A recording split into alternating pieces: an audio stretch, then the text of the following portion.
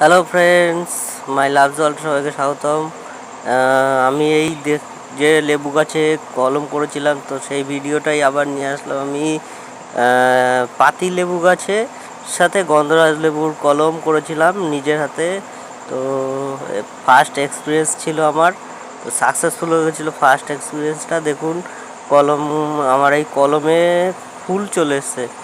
তো এই ফুল দেখে আমি খুবই আনন্দিত হলাম, তাই ভিডিওটা শেয়ার করলাম। এই দেখুন গন্ধরাজ লেবুর ফুল, একটা লেবু মানে একটা ফুল ফুটেছে। এই দেখুন পাতি লেবু অলরেডি ধরে আছে।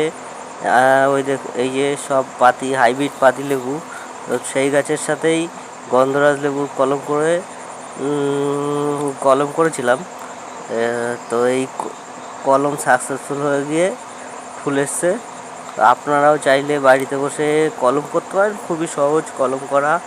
এই পাতিলেবুর সাথে গন্ধরাজ লেবুর, যে কোনো লেবু গাছের সাথে যে কোনো লেবু গাছই করা যায়। তো সবাইকে ধন্যবাদ পুরো ভিডিও